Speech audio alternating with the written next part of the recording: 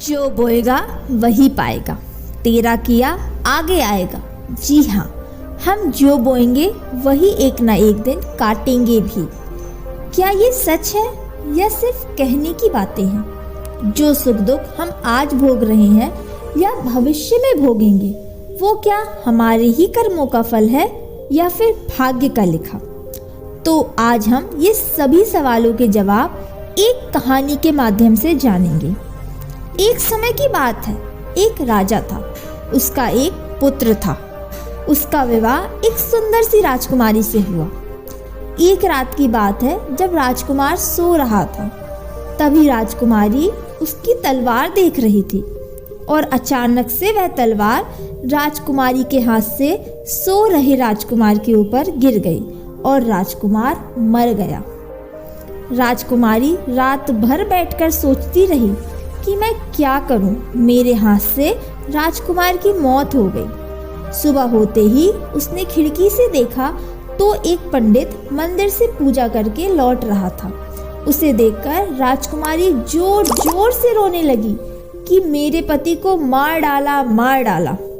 उसकी आवाज़ सुनकर सैनिक आए तो उसने सैनिकों को बताया कि राजकुमार को मारकर अभी एक पंडित इस खिड़की से गया है। तो सैनिकों ने तुरंत ही उस पंडित को पकड़कर राजा के पास ले गए और पूरी कहानी सुनाई।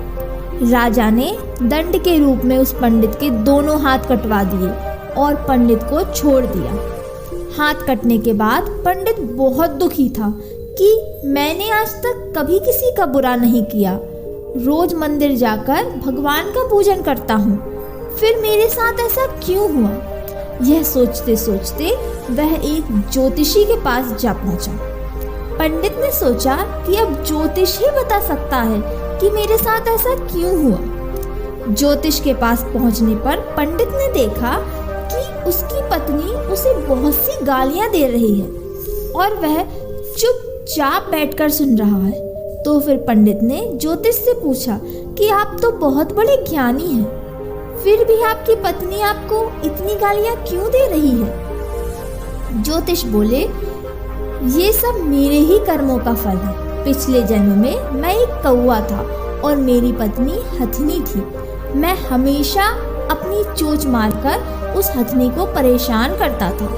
एक दिन वह हथिनी मुझसे तंग आकर जंगल की ओर चली गई तो मैं भी उसे ढूंढते ढूंढते जंगल में जा पहुंचा और वहां भी उसे परेशान करने लगा।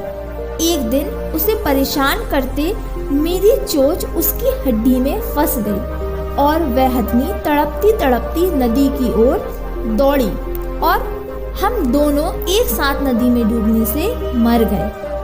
उसी का बदला वो इस जन्म में मुझसे गालियां दे देकर ले रही है, सो मैं अपने पिछले कर्मों का फल भोग रहा हूँ।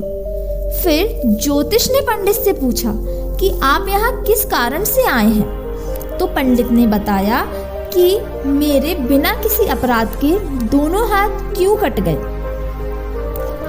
तो ज्योतिष ने बोला कि पिछले जन्म में भी आप एक बहुत बड़े भले पुरुष थे। एक दिन एक गाय कसाई के यहाँ से भागकर आ रही थी और वह गाय आपके पीछे एक गुफा में छिप गई।